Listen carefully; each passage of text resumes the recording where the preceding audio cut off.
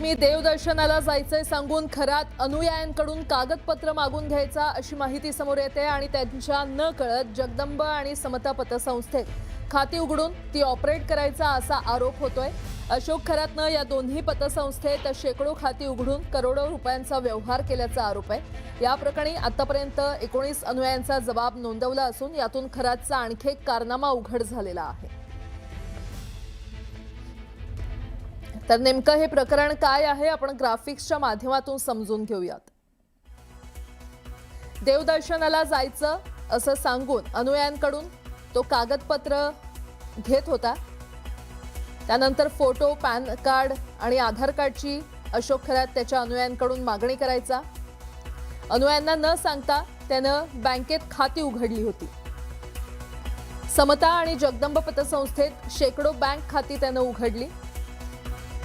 तर अनुयायांच्या बँक खात्यातून कोट्यावधींचे व्यवहार झाले असल्याची देखील माहिती समोर येते।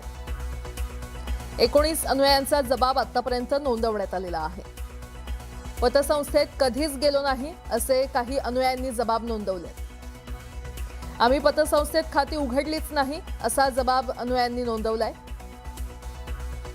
तर तावडेच्या कुटुंबाच्या नावे 4 बँक खाती असल्याचं समोर आलंय। परब कुटुंबाच्या नावे समता पतसंस्थेत 4 बँक खाती आहेत। तर खंडणीची तक्रार केलेल्या राजेंद्र जासूदच्या नावे देखील 2 खाती उघडली गेली असल्याची माहिती समोर येते।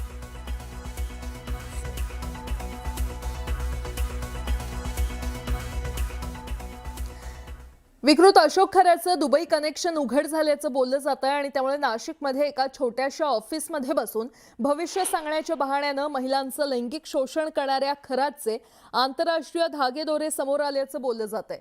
अशोक खरात हा हवाला रॅकेट चालवत असल्याचा संशय तपास यंत्रणेला आहे।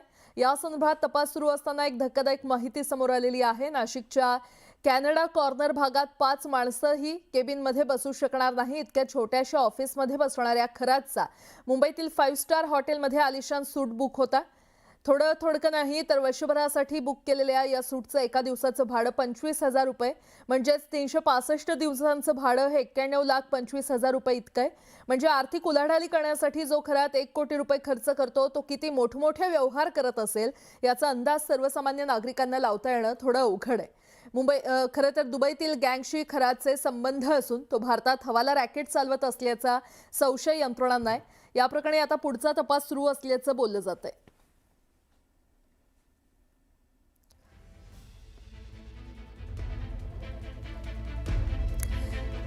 तर नेमकं हे प्रकरण काय आहे आपण ग्राफिक्सच्या माध्यमातून जाणून घेऊयात। खरं तर तो 5 स्टार हॉटेलमधून हवाला रॅकेट चालवत होता का असा प्रश्न उपस्थित होतोय। त्याची कारणं समोर येत आहेत का तर मुंबईतील 5 स्टार हॉटेलमध्ये वर्षभरासाठी त्याच्या नावे एक सूट बुक होतं। हॉटेल रूम 25,000 रुपये दिवसाचं त्याचं भाडं होतं।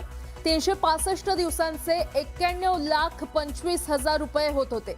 या आलिशान सूटमधून करोडोंचे व्यवहार झाले का असा संशय देखील उपस्थित होतोय। दुबईतील गँग सोबत त्याचा हवाला रॅकेट सुरू होता का याबाबत आता पोलीस तपास करतायत। सीए ललित पोफळे या खरातचे आर्थिक व्यवहार सांभाळायचा का हा एक प्रश्न आहे। हवाला रॅकेट देखील पोफळेच सांभाळायचा का या दृष्टीने देखील सध्या तपास सुरू आहे। दरम्यान या प्रकरणी मुख्यमंत्र्यांनी कडक कारवाई करण्याचा इशारा दिलाय, पाहूयात। याचा पूर्ण तपास आम्ही करणार आहोत। त्यांनी जे वेगवेगळे अकाउंट उघडलेले आहेत तेही आमच्या लक्षात आलेले आहेत। त्यांचे जे ट्रान्झॅक्शन्स आहेत ते ट्रान्झॅक्शन्सही लक्षात आलेले आहेत आणि आता लोकांचा कॉन्फिडन्स वाढल्यामुळे लोक समोर येऊन माहिती देत आहेत। SITकडे भरपूर माहिती येते आहे, त्यामुळे हे सगळे पाळंमुळं जी आहेत ती खोदल्याशिवाय आम्ही राहणार नाही। असं आहे की निश्चितपणे याची ईडी चौकशी होणार। त्या संदर्भात ईडीने या गोष्टीचं संज्ञान घेतलेलं आहे। जी काही मला माहिती आहे त्या संदर्भात त्यांनीही याची कारवाई सुरू केलेली आहे।